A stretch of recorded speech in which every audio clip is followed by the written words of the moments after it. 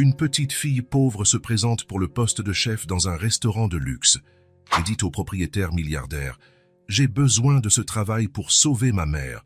Quand il découvre la vérité, il fait quelque chose d'incroyable. La pluie s'abattait sur la ville en cet après-midi d'automne, transformant les rues élégantes de Paris en rivières pressées. Le Beaumont, le restaurant le plus étoilé de la capitale, resplendissait comme un phare au milieu de la tempête. À l'intérieur, l'organisation de la cuisine se déroulait comme une danse parfaitement chorégraphiée. Laurent Beaumont, debout près du plan de travail central, observait ses chefs travailler avec la précision de chirurgiens. À 42 ans, il avait bâti un empire gastronomique enviable, 5 restaurants à travers le pays, 3 livres publiés et une émission de télévision. Tout cela ne comblait pas le vide qu'il portait en lui. « Chef, la sauce pour l'agneau est prête », informa l'un des cuisiniers. Laurent plongea une petite cuillère dans la sauce, la goûta et ferma les yeux un instant. « Plus de thym », dit-il simplement en rendant la cuillère. Son portable vibra. Encore un message de son assistante lui rappelant le dîner de bienfaisance de ce soir. Encore un événement où il sourirait aux caméras, boirait du champagne cher et parlerait de rien avec des gens qui ne signifiaient rien pour lui. La vie parfaite qu'il avait construite était un château de sable doré, impressionnant de l'extérieur, vide à l'intérieur. La porte de la cuisine s'ouvrit et sa maîtresse d'hôtel, Viviane, entra précipitamment. « Chef, désolé de vous interrompre, mais il y a une situation dehors. »« Quoi ? Un critique qui se plaint ?» demanda-t-il, sans quitter des yeux l'assiette qu'il était en train de finaliser. « Pas exactement. C'est une enfant, seule. Elle demande le propriétaire. » Laurent fronça les sourcils et regarda Viviane. « Une enfant ? Oui, une petite fille. Elle ne veut pas partir. Elle dit qu'elle doit vous parler, à vous spécifiquement. » Avec un soupir, Laurent essuya ses mains sur son tablier et l'enleva. La salle principale était presque vide à cette heure, seulement 2 couples à des tables éloignées, profitant d'un déjeuner tardif. Près de l'entrée, il vit une petite silhouette. Trempée de la tête aux pieds, une fillette d'à peine 5 ans attendait. Elle avait des cheveux châtains foncés collés à son visage par la pluie, de grands yeux marrons qui semblaient occuper la moitié de son visage, et tenait un sac à dos rose délavé, presque aussi grand qu'elle. Ses vêtements, simples et un peu trop grands, trahissaient une vie modeste. Laurent s'approcha prudemment, comme on s'approche d'un oiseau effrayé. « Bonjour », dit-il en s'accroupissant pour se mettre à sa hauteur. « C'est moi que tu cherches ?» La fillette, elle, étudia un moment, comme pour confirmer que C était bien lui. « C'est vous le propriétaire d'ici ?» demanda-t-elle, avec un sérieux surprenant pour quelqu'un d'aussi petit. « Oui, c'est moi. Je m'appelle Laurent. Et toi ?»« Léa », répondit-elle en tendant une petite main mouillée. « Léa Moreau. » Laurent lui serra la main automatiquement, mais quelque chose en lui se figea en entendant ce nom de famille. « Moreau. Tu es toute seule ici, Léa. Où sont tes parents ?» demanda-t-il, essayant de garder une voix calme. « Ma mère est à la maison. » Elle baissa les yeux vers ses pieds, puis regarda Laurent avec détermination. « Je suis venu pour le travail. »« Le travail ?» répéta Laurent, confus. « Oui !» Léa pointa une affiche sur la vitrine. « Ça dit que vous cherchez un chef. Je suis venu postuler. » Un instant, Laurent faillit sourire. Une fillette de 5 ans voulant être chef dans son restaurant étoilé. N'importe quel autre jour, il aurait trouvé ça amusant. Mais son nom de famille avait réveillé un fantôme qu'il pensait avoir enterré. « Je pense que tu es un peu jeune pour le poste, » répondit-il gentiment. « Et si tu me parlais un peu de toi en attendant que tes parents viennent te chercher ?» Le visage de Léa se ferma, prenant une expression bien trop sérieuse pour son âge. « Il n'y a personne qui va venir me chercher. J'ai besoin de ce travail. » Sa voix trembla légèrement. « C'est pour sauver ma mère. » Le restaurant sembla devenir complètement silencieux. Les employés faisaient semblant de ne pas observer la scène, mais Laurent pouvait sentir tous les yeux fixés sur eux. « Sauver ta mère ?» répéta-t-il, sentant un pincement au cœur. « Qu'est-ce qu'elle a ? Elle est malade. » Léa ouvrit son sac à dos et en sortit une petite boîte en plastique. « Regardez, je sais faire des croque-monsieur, et des pâtes aussi. C'est maman qui m'a appris. » Laurent ressentit une vague d'émotions contradictoires. Cet enfant déterminé, trempé par la pluie, offrant ses compétences culinaires de base à un chef primé, serait touchante en toutes circonstances. Mais il y avait autre chose. « Comment s'appelle ta mère, Léa ?»« Cécile. »« Cécile Moreau », répondit la fillette en arrangeant sa frange mouillée. La confirmation fut comme un coup de poing dans l'estomac. Cécile, la femme qu'il avait aimée et trahie 7 ans plus tôt. La femme qui avait disparu de sa vie sans laisser de traces après avoir découvert son infidélité. La femme dont le visage hantait encore ses rêves dans ses moments de plus grande solitude. Laurent sentit son visage pâlir. « Viens avec moi, dit-il en se relevant.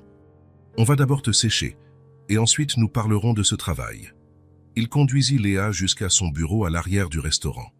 Il prit une serviette propre dans la petite salle de bain attenante et la tendit à la fillette. « Peux-tu m'en dire plus sur ta mère ?» demanda-t-il, essayant de garder une voix neutre. Léa se séchait vigoureusement les cheveux. Elle a toujours beaucoup travaillé. Elle préparait des plats pour des réceptions. Mais maintenant, elle est trop faible. Elle tousse beaucoup. Parfois, elle a de la fièvre. Ses yeux se remplirent de larmes. On a besoin d'argent pour le médecin et les médicaments. Laurent s'assit, abasourdi. La culpabilité qu'il portait depuis des années semblait maintenant tripler de poids. Que était-il arrivé à Cécile après leur séparation? Comment en était-elle arrivée là? Léa, comment es-tu venue jusqu'ici? En bus, répondit-elle, comme si c'était évident. J'ai pris l'argent de ma tirelire.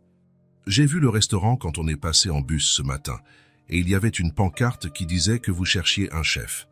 Laurent sentit un frisson. Et tu as décidé d'entrer et de demander le poste? Comme ça? Toute seule? Léa hocha la tête avec détermination. Je sais prendre le bus pour les urgences, et ça, c'est une urgence. Elle regarda Laurent avec curiosité. Votre enseigne porte le nom Beaumont. C'est votre nom de famille? Laurent ignora la question. Et ta mère sait que tu es ici? Léa baissa les yeux, coupable. Non, elle dormait. J'ai laissé un mot. Laurent prit son téléphone. Je dois l'appeler. Elle doit être inquiète. Non, s'exclama Léa, alarmée. Elle va être en colère contre moi. Ce n'était pas une surprise, mais la réaction de la fillette l'intrigua. Je dois quand même lui dire où tu es. Laurent hésita. Tu connais son numéro? Léa secoua la tête négativement. Puis elle ouvrit son sac à dos et sortit un petit carnet avec une couverture de licorne. Mais je connais notre adresse. La maîtresse m'a appris à écrire. Elle ouvrit le carnet et montra une adresse écrite d'une écriture d'enfant. C était dans un quartier modeste, loin d'ici, dans le 20e arrondissement. Laurent reconnut le quartier, bien différent de l'appartement de luxe où Cécile vivait quand ils étaient ensemble. « Tu es venue de là-bas jusqu'ici toute seule ?» demanda-t-il, sincèrement impressionné. « Oui. Maman m'a appris à prendre le bus pour les urgences, et ça, c'est une urgence. » Laurent prit une profonde inspiration, prenant une décision. « Je vais te ramener à la maison tout de suite. »« Mais, et le travail ?» demanda Léa, les yeux brillants d'espoir. « On en parlera avec ta mère, d'accord ?» Laurent appela son assistante et lui demanda d'annuler tous ses rendez-vous de l'après-midi. Puis, il se rendit en cuisine. « Jean-Pierre, tu prends la relève pour aujourd'hui, » dit-il à son sous-chef. « J'ai une urgence. »« Un problème, chef ?» demanda Jean-Pierre, surpris par ce changement soudain de programme. Laurent regarda Léa, qui attendait près de la porte, tenant son sac à dos rose. « Rien qui ne puisse être résolu, » répondit-il, sachant que C était un mensonge. 15 minutes plus tard, ils étaient dans la voiture de Laurent. Une Mercedes élégante qui fit écarquiller les yeux de Léa. « Votre voiture est belle », commenta-t-elle en bouclant sa ceinture de sécurité. « On n'a pas de voiture, maman dit que c'est trop cher. » Chaque mot de la fillette était comme une petite aiguille perçant la bulle confortable dans laquelle vivait Laurent. Tout en conduisant en suivant les instructions du GPS, il observait Léa du coin de l'œil. Elle regardait par la fenêtre, fascinée par l'intérieur luxueux du véhicule. Elle avait des traits qui rappelaient Cécile, la forme des yeux, le petit nez. « Léa, quel âge as-tu exactement ?»« 5 ans et 4 mois, répondit-elle promptement. « Mon anniversaire est en janvier. » Le GPS annonça qu'ils étaient arrivés. Laurent se gara devant un petit immeuble d'appartement, visiblement usé par le temps. Une construction modeste, avec des balcons étroits où quelques plantes tentèrent de survivre, et du linge pendait à des cordes à linge improvisées. Léa détacha sa ceinture de sécurité avec dextérité. « C'est ici, 3e étage, appartement 302. » Laurent prit une profonde inspiration, sentant son cœur s'accélérer. Il était sur le point de revoir Cécile après toutes ces années. La femme qu'il avait profondément aimée et impardonnablement blessée. « Allons-y, » dit-il en sortant de la voiture. Léa courut devant, montant les escaliers avec l'énergie typique des enfants. Laurent la suivit, sentant chaque pas comme une marche vers le tribunal où il serait jugé pour ses erreurs passées. Au 3e étage, Léa s'arrêta devant une porte portant le numéro 302 et regarda Laurent. « Maman va être en colère contre moi, dit-elle, soudainement hésitante. « Tout ira bien, assura Laurent, sans être sûr d'y croire lui-même. Léa sortit une clé attachée à un cordon caché sous son pull et ouvrit la porte. « Maman » appela-t-elle en entrant doucement. L'appartement était petit, mais impeccablement rangé. Un salon qui se fondait avec une cuisine américaine, une décoration simple mais chaleureuse. Quelques photos de Léa dispersées sur les murs. Une odeur de lavande dans l'air, le même parfum que Cécile avait toujours utilisé. « Léa, mon Dieu, où étais-tu » Une voix féminine vint d'une des chambres, suivie de pas pressés. Et puis elle apparut. Cécile Moreau, plus mince que dans le souvenir de Laurent, les cheveux châtains plus courts maintenant, portait un pantalon de survêtement et un t-shirt simple. Son visage montrait des signes clairs de fatigue et d'inquiétude. Quand elle vit sa fille, elle courut vers elle et s'agenouilla, la serrant dans ses bras. « Tu m'as fait une peur bleue.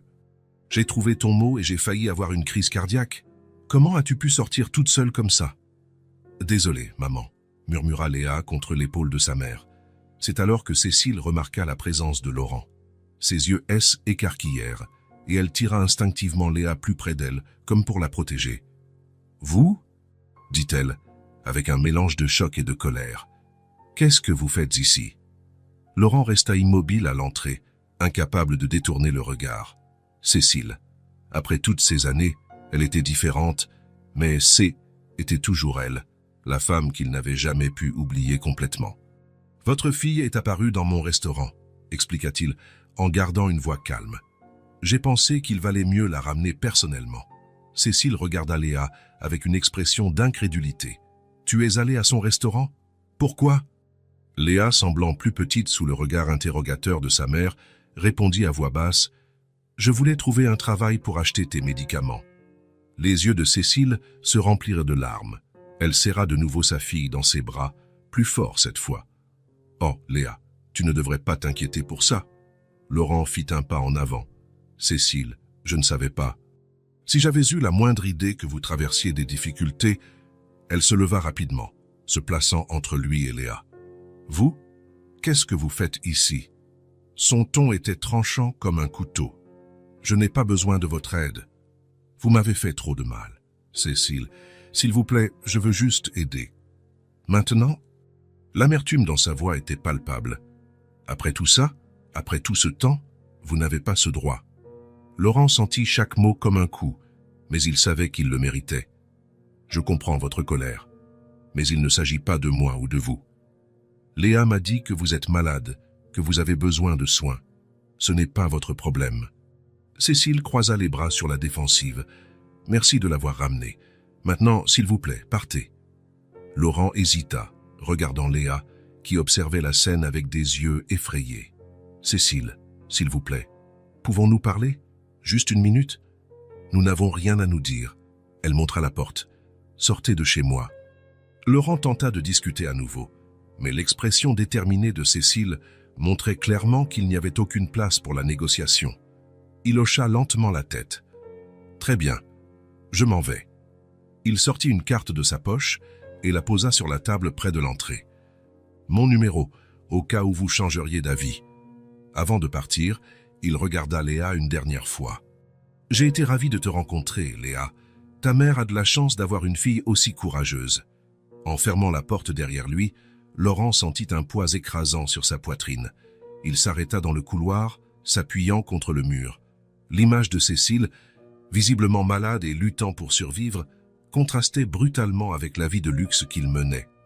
Et Léa, cet enfant déterminé qui avait tout risqué pour aider sa mère, pourrait être sa fille. Il ne pouvait pas simplement s'en aller. Pas cette fois. Il descendit lentement les escaliers et monta dans sa voiture, mais ne démarra pas. Il regarda l'immeuble, la fenêtre qu'il imaginait être celle de l'appartement 302.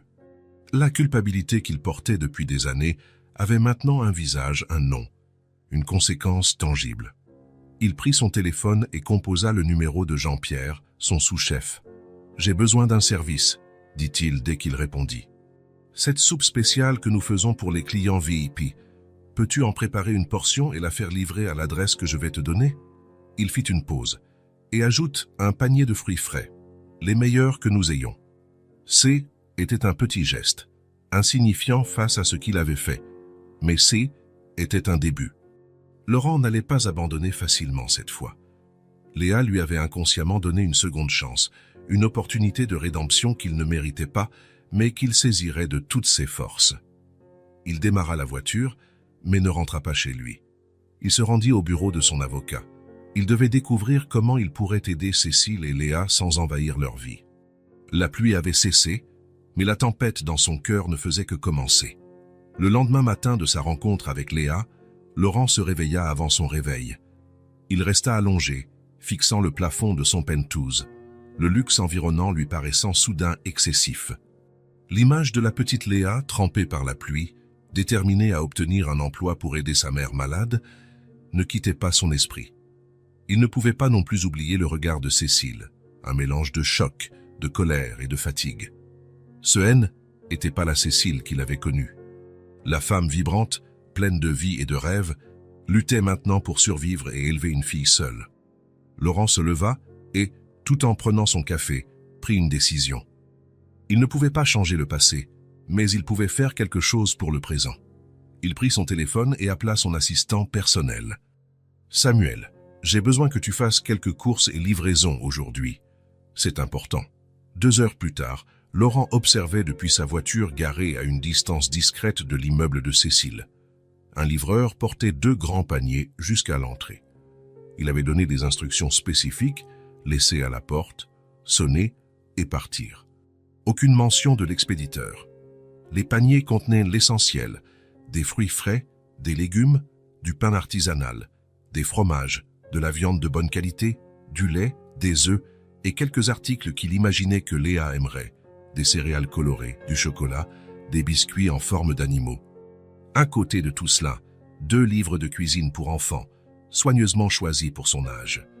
Laurent vit la porte s'ouvrir et Léa apparaître, regardant curieusement de part et d'autre. La fillette examina les paniers avec surprise, puis cria quelque chose à l'intérieur de l'appartement. Quelques instants plus tard, Cécile apparut à la porte, hésitante. Elle regarda de chaque côté, essayant de localiser qui avait laissé ses paniers. Avec une expression méfiante, elle prit rapidement les paniers et ferma la porte. Il n'attendait pas de remerciements. En fait, il préférait l'anonymat, du moins pour l'instant.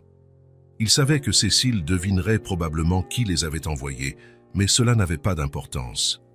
L'important était qu'elles aient ce dont elles avaient besoin. Les jours suivants, Laurent adopta une nouvelle routine. Le matin, il travaillait au restaurant, supervisant les préparatifs du déjeuner. L'après-midi, il se libérait pour régler des affaires personnelles, comme il le disait à son personnel. Ces affaires consistaient à organiser de nouvelles livraisons pour l'appartement de Cécile et Léa. Chaque livraison était pensée avec soin. Il ne voulait pas paraître ostentatoire ou faire en sorte que Cécile se sente humiliée. Il envoyait juste ce qu'il fallait, des choses pratiques, rien d'extravagant. Dans chaque colis, il incluait quelque chose de spécial pour Léa, un nouveau livre, un petit jeu éducatif, du matériel de dessin. Lors de la 3e livraison, il ajouta une boîte discrète avec des médicaments. Il avait fait des recherches sur les remèdes qui pourraient aider avec les symptômes que Léa avait décrits. Des antibiotiques, du sirop pour la toux, des antipyrétiques. Il inclut également une enveloppe avec de l'argent. Pas beaucoup, juste assez pour aider avec les consultations médicales et les factures de base. Il savait que Cécile pourrait refuser, mais il devait essayer. 1 semaine après le premier envoi, Laurent observait de nouveau de loin lorsque la livraison arriva. Cette fois, Était un petit repas prêt qu'il avait lui-même préparé dans la cuisine de sa maison, une soupe réconfortante, du pain maison encore tiède et un dessert léger. Il avait également envoyé un petit pot de glace au chocolat pour Léa. Il vit la porte s'ouvrir et Léa apparaître. Le visage de la fillette s'illumina en voyant les sacs. Elle regarda autour d'elle comme si elle cherchait quelqu'un et ses yeux rencontrèrent de la voiture de Laurent. Même à distance, il put voir son large sourire et le petit signe de la main qu'elle lui fit avant d'entrer avec les sacs. Elle savait. D'une manière ou d'une autre, la fillette savait que était lui. Le jour suivant, Laurent reçut une surprise. Dans son bureau au restaurant, arriva une enveloppe sans expéditeur.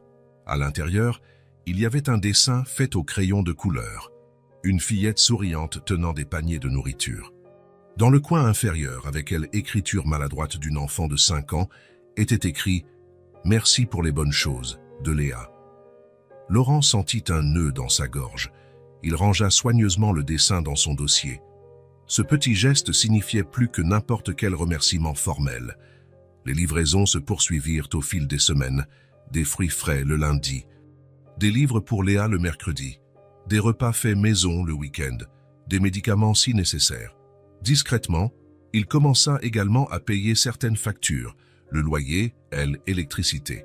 Il faisait tout sans bruit, sans demander de reconnaissance, laissant simplement les reçus payés dans la boîte aux lettres. Un après-midi, alors qu'il laissait personnellement un sac à la porte, il eut une surprise. La porte s'ouvrit juste au moment où il s'éloignait et Léa sortit en courant. « Je savais que c'était vous », s'exclama-t-elle, avec un immense sourire.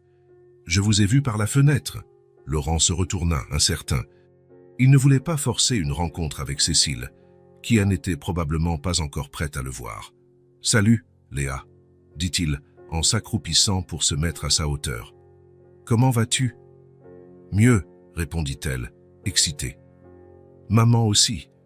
Les médicaments que vous avez envoyés ont aidé. Elle ne tousse plus autant maintenant. » Laurent ressentit un immense soulagement.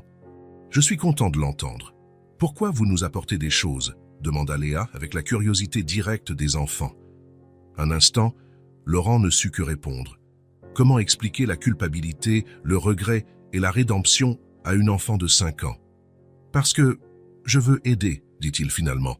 « Ah, parce que tu as été très courageuse en venant à mon restaurant ce jour-là. » Léa sourit, satisfaite de la réponse. « Maman est en colère quand les choses arrivent, » confia-t-elle en baissant la voix. « Mais après, elle range tout. Elle m'a dit que c'est mal poli de refuser des cadeaux. » La franchise de la fillette le fit sourire.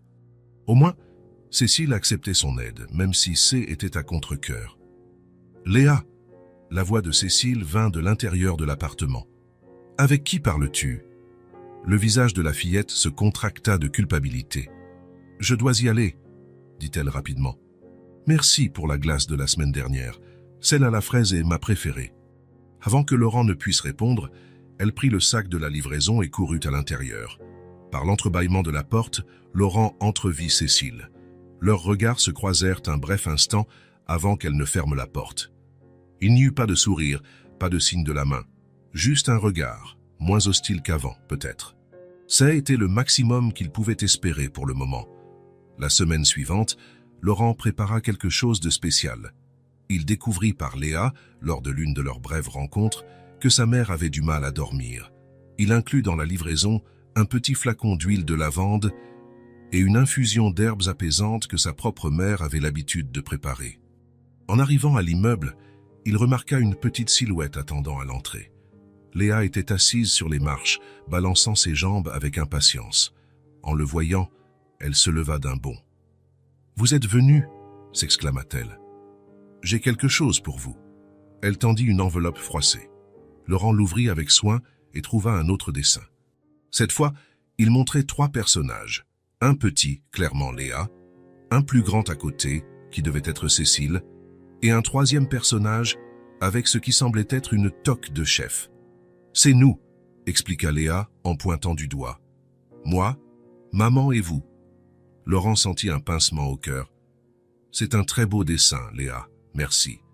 Maman a dit que je peux vous remercier pour les choses, mais que je ne peux pas vous inviter à entrer, dit-elle, avec la franchise typique des enfants. Elle n'est pas encore prête. La sincérité inattendue le prit par surprise. « Ce n'est pas grave, » répondit-il en lui tendant le sac de la livraison. « Ces choses aideront ta mère à mieux dormir. » Léa prit le sac, qui semblait énorme dans ses petits bras. Elle va aimer. Elle reste éveillée très longtemps la nuit. Parfois, elle pleure. L'information le frappa comme un coup. Même après tant de temps, Cécile souffrait encore à cause de lui. « Léa, il est l'heure de rentrer. » La voix de Cécile venait d'une fenêtre au-dessus. Laurent leva les yeux et vit Cécile les observer depuis la fenêtre de l'appartement.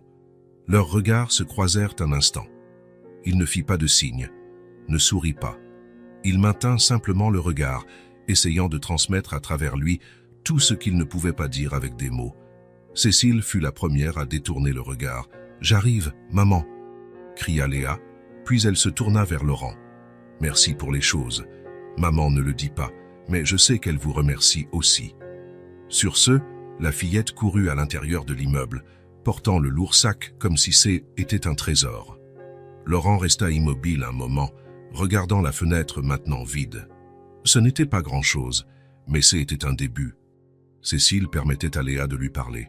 Elle acceptait son aide, même si était par nécessité. Pour l'instant, cela devrait suffire.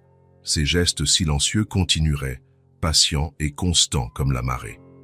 Non pas pour effacer le passé, mais pour offrir un avenir meilleur pour Léa et, qui sait un jour, pour Cécile aussi. La journée commença comme n'importe quelle autre au Beaumont. La cuisine bourdonnait d'activité, le son des couteaux contre les planches à découper créait une symphonie familière, et Laurent supervisait tout avec sa précision habituelle. Il était en train de finaliser un nouveau plat pour le menu d'automne lorsque Jean-Pierre, son sous-chef, s'approcha avec une expression inquiète. « Chef, il y a une enfant à la réception qui demande après vous. Ça a l'air urgent. » Laurent sentit un pincement au cœur. Ce ne pouvait être que Léa. Ces dernières semaines, leurs rencontres étaient limitées aux brèves conversations lorsqu'il laissait des livraisons, toujours sous le regard lointain de Cécile par la fenêtre. Il tendit la cuillère à Jean-Pierre et sortit précipitamment vers la salle principale. À l'entrée du restaurant, Léa se tenait là, trempée par la pluie qui tombait dehors. Son visage était rouge d'avoir pleuré, et son petit corps tremblait visiblement. « Léa ?» Laurent s'approcha, s'agenouillant devant elle. « Qu'est-ce qui s'est passé ?» Dès qu'elle le vit, la fillette courut dans sa direction, se jetant dans ses bras avec un sanglot désespéré. « S'il vous plaît, aidez-moi » implora-t-elle entre deux larmes. « Ma mère a de la fièvre. Elle dit des choses bizarres. J'ai peur. » Laurent sentit son sang se glacer. Il prit Léa dans ses bras et se dirigea rapidement vers la cuisine. « Jean-Pierre, prends tout en charge. J'ai une urgence, » ordonna-t-il en prenant son manteau et les clés de sa voiture. « Vous voulez que j'appelle une ambulance ?» demanda Jean-Pierre, alarmé par l'expression de Laurent. « Il n'y a pas le temps. Je vais l'emmener moi-même. » Avec Léa dans ses bras, Laurent courut vers le parking, la protégeant de la pluie avec son manteau. La fillette s'accrochait à lui, tremblante. « Comment es-tu venue jusqu'ici toute seule ?» demanda-t-il, la plaçant sur le siège passager et ajustant la ceinture de sécurité. « En bus ?» répondit-elle en essuyant ses larmes. « Maman m'a appris le chemin pour les urgences. Vous vous souvenez? Et ça, c'est une urgence. » Laurent ressentit une pointe d'admiration pour le courage de la petite, même au milieu de son inquiétude dévorante. « Depuis combien de temps ta mère est-elle comme ça? » « Depuis hier soir. Elle a dit que ça irait mieux, qu'elle avait juste besoin de se reposer, » renifla Léa. « Mais ce matin, elle parlait à des gens qui n'étaient pas là, et après, elle n'a pas réussi à se lever du lit. » Laurent accéléra, fendant le trafic de la ville avec urgence. Dans son esprit, 1000 scénarios se dessinaient, aucun d'eux bon. Les médicaments qu'il avait envoyés n'étaient pas suffisants pour une condition plus sérieuse.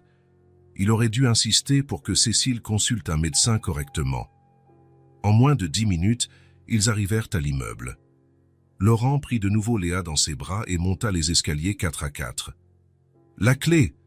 dit Léa en sortant un cordon de sous son pull. « Elle est là !» Laurent ouvrit la porte de l'appartement et entra, appelant Cécile. Pas de réponse. L'appartement était trop silencieux. Léa pointa la chambre principale et Laurent se dirigea dans la direction indiquée, son cœur battant la chamade. Cécile était allongée sur le lit, le visage pâle, luisant de sueur. Ses cheveux étaient récollés à son front, et elle murmurait des mots incompréhensibles, les yeux mi-clos fixant le plafond. « Cécile » appela Laurent en s'approchant prudemment. « C'est moi, Laurent. » Elle tourna la tête dans sa direction, ses yeux flous essayant de le reconnaître. « Laurent » murmura-t-elle d'une voix rauque. « Qu'est-ce que... Léa » Où ? « Je suis là, maman » dit Léa en grimpant sur le lit et en tenant la main de sa mère. « J'ai cherché de l'aide. » Laurent toucha le front de Cécile. Il était brûlant. Il devait l'emmener à un hôpital immédiatement. « Cécile, vous avez besoin d'un médecin. Je vais vous emmener à l'hôpital. » Elle essaya de protester, mais elle était trop faible. Laurent ne perdit pas de temps. Il l'enveloppa dans une couverture et la prit dans ses bras. C'était effrayant comme elle était légère. Cécile laissa tomber sa tête contre sa poitrine, sans force pour résister. « Léa, prends une tenue de rechange pour toi et ta mère, » ordonna Laurent. « Vite !» La fillette courut obéir, revenant quelques minutes plus tard avec un petit sac à dos. Ensemble, ils descendirent jusqu'à la voiture. Laurent plaça Cécile avec soin sur la banquette arrière et aida Léa à s'installer à côté de sa mère. Il conduisit aussi vite qu'il le pouvait jusqu'au meilleur hôpital privé de la ville. Pendant tout le trajet, il observait dans le rétroviseur Léa tenant la main de sa mère, murmurant des mots de réconfort. La scène lui brisait le cœur. À l'hôpital, Laurent ne ménagea aucun effort. Il s'identifia, exigea une prise en charge immédiate et assuma tous les frais sans hésitation. Cécile fut rapidement emmenée pour des examens pendant que lui et Léa attendaient dans la salle d'attente. « Elle va s'en sortir ?» demanda Léa, assise à côté de lui, ses petites jambes se balançant sans atteindre le sol. « Oui, bien sûr », assura Laurent, espérant avoir raison. « Les médecins ici sont les meilleurs de la ville. » Léa hocha la tête, faisant pleinement confiance à sa parole. Elle posa sa tête sur son bras, épuisée par l'adrénaline et la peur. « Tu sais ce qu'elle a ?» demanda doucement Laurent. « La voisine a dit que ça ressemble à une pneumonie. Sa fille en a eu une fois. » Léa le regarda avec de grands yeux inquiets. « C'est grave ? » ?»« Ça peut l'être, si ce n'est pas traité. Mais ta mère est au bon endroit maintenant. Tout ira bien. » 2 heures plus tard, le médecin apparut enfin. Laurent se leva, avec Léa endormie dans ses bras. « Pneumonie bactérienne », confirma le médecin. « Assez avancée. C'est une bonne chose que vous l'ayez amenée aujourd'hui. 1 ou 2 jours de plus, et la situation aurait été beaucoup plus compliquée. »« Elle va s'en sortir ?» demanda Laurent, sentant le poids de Léa contre sa poitrine. « Avec le traitement approprié, oui. Nous allons la garder hospitalisée quelques jours pour des antibiotiques par voie intraveineuse et une surveillance. Ensuite, elle pourra continuer le traitement à la maison, mais elle aura besoin d'un repos absolu pendant au moins 2 semaines. » Laurent hocha la tête, se sentant à la fois soulagé et coupable. S'il avait insisté davantage, peut-être que Cécile n'en serait pas arrivée là. « Puis-je la voir ? » « Elle est sous sédatif maintenant, mais vous pouvez entrer brièvement. La petite est sa fille. »« Oui. Il vaut mieux qu'elle reste avec vous pour l'instant. Les enfants ne peuvent visiter qu'à des horaires spécifiques. » Laurent remercia et, avec Léa toujours endormie dans ses bras, suivit une infirmière jusqu'à la chambre où se trouvait Cécile. La voir connectée à des moniteurs et avec un masque à oxygène lui serra le cœur. Il s'approcha du lit et observa son visage. Même malade, elle était toujours belle. La femme qu'il avait aimée et profondément blessée. La femme qui luttait maintenant contre une maladie qui aurait pu être évitée si l'orgueil n'avait pas empêché l'acceptation d'une aide plus directe. « Je vais m'occuper de Léa », murmura-t-il à Cécile, même en sachant qu'elle ne pouvait pas l'entendre. « Et de vous aussi, si vous me le permettez. » Il sortit de la chambre le cœur lourd et se dirigea vers la réception, où il s'occupa de tous les détails administratifs. Il assura la meilleure chambre, les meilleurs médecins, les meilleurs médicaments, tout ce qui était nécessaire à la convalescence de Cécile. L'argent n'était pas un problème, pas un. Le problème serait quand elle se réveillerait et découvrirait où elle était et qui payait. Laurent retourna dans la salle d'attente et observa Léa dormir, recroquevillée sur la chaise. Son visage, même dans le sommeil, gardait des traces d'inquiétude. Aucun enfant ne devrait porter ce genre de fardeau. Il décida d'emmener Léa chez lui. L'appartement vide ne ferait que lui rappeler sa mère malade, et il avait beaucoup d'espace dans son penthouse. En chemin, il s'arrêta dans un magasin et lui acheta quelques vêtements de base, car ils étaient bis partis précipitamment. Quand ils arrivèrent, Léa était déjà réveillée, observant avec des yeux écarquillés l'immeuble luxueux où vivait Laurent. « Vous habitez ici ?» demanda-t-elle impressionnée. « Oui, répondit-il, la guidant vers l'ascenseur privé. « Tu vas rester avec moi pendant que ta mère se remet à l'hôpital, d'accord ?» Léa hocha la tête, regardant toujours autour d'elle, émerveillée. Le penthouse de Laurent occupait tout le dernier étage de l'immeuble. C était un espace vaste, élégant, mais curieusement impersonnel. Peu de photographies, aucun objet qui racontait des histoires. Un bel endroit, mais sans âme. « Je vais te préparer la chambre d'amis, » dit Laurent en la prenant par la main. « Après, on pourra manger quelque chose. Tu dois avoir faim. »« Maman va être en colère quand elle saura que je suis ici, » commenta Léa, tout en explorant timidement la chambre qui serait la sienne temporairement. Laurent soupira. « Probablement, mais c'est le mieux pour toi en ce moment. » Dans les jours qui suivirent, ils établirent une routine. Laurent ajusta ses horaires au restaurant pour pouvoir s'occuper de Léa et rendre visite à Cécile régulièrement. Le matin, il emmenait la fillette voir sa mère à l'hôpital. L'après-midi, il rentrait à la maison où il l'aidait avec les leçons envoyées par elle à l'école, puis ils cuisinaient ensemble. Cécile s'améliorait progressivement. La fièvre avait baissé et elle pouvait déjà rester éveillée plus longtemps. Elle était encore faible, mais les médecins étaient optimistes quant à sa guérison. Cependant, elle restait distante avec Laurent. Elle n'acceptait son aide que parce qu'elle n'avait pas le choix et parce que Léa semblait heureuse et bien soignée. « Comment va-t-elle aujourd'hui ?» demanda Laurent à une infirmière au 5e jour d'hospitalisation. « Bien mieux. La fièvre n'est pas revenue et les examens montrent que l'infection régresse. Si ça continue comme ça, elle pourra rentrer chez elle dans 2 jours. » Laurent remercia et se dirigea vers la chambre. Léa était déjà là, assise sur le bord du lit, racontant avec animation à sa mère la visite de l'aquarium de la veille. Et il y avait un petit requin. Laurent a dit qu'il ne mange pas les gens, seulement les poissons, racontait-elle en gesticulant. Cécile sourit faiblement à sa fille, mais son expression changea en remarquant Laurent à la porte. Ce n'était plus l'hostilité des premiers jours, mais il y avait encore une barrière évidente. « Merci de vous occuper d'elle, » dit Cécile, les mots clairement difficiles à prononcer. « Il n'y a pas de quoi, » répondit Laurent. « Léa est une enfant incroyable. » Un silence inconfortable s'installa entre eux, brisé uniquement par le bavardage innocent de Léa, qui ne semblait pas remarquer la tension. Cet après-midi-là, de retour au penthouse, Laurent préparait le dîner pendant que Léa dessinait, assise sur le balcon. Le soleil se couchait à l'horizon, teintant le ciel d'orange et de violet. C'était une vue magnifique, mais Laurent l'observait avec distraction, son esprit toujours à l'hôpital. « Laurent » appela Léa, interrompant ses pensées. « Oui » répondit-il en s'asseyant sur la chaise à côté d'elle. « Maman était très en colère quand vous êtes apparu ce jour-là à la maison. » Sa voix était désinvolte, mais les mots frappèrent Laurent comme un coup. « Je n'ai pas compris pourquoi. Elle a dit qu'elle ne vous faisait pas confiance. » Laurent sentit un nœud dans sa gorge. L'honnêteté crue des enfants faisait parfois plus mal que n'importe quelle accusation d'adulte. « Parfois, les adultes se font du mal, » répondit-il prudemment. « Et après, c'est difficile de faire à nouveau confiance. » Léa leva les yeux vers lui, curieuse. « Vous avez fait du mal à ma mère ?» La question flotta dans l'air, lourde comme du plomb. Laurent aurait pu esquiver, changer de sujet, mais quelque chose dans ses yeux innocents exigeait l'honnêteté. « Oui, » admit-il finalement. « Il y a très longtemps, je lui ai fait beaucoup de mal. »« Et vous le regrettez ?»« Tous les jours. » Léa réfléchit un moment à la réponse, puis se remit à son dessin. « Alors elle vous pardonnera un jour, » déclara-t-elle avec la simple certitude des enfants. « Maman dit toujours que quand on regrette vraiment, on mérite une seconde chance. » Laurent sourit, mais C était un sourire triste.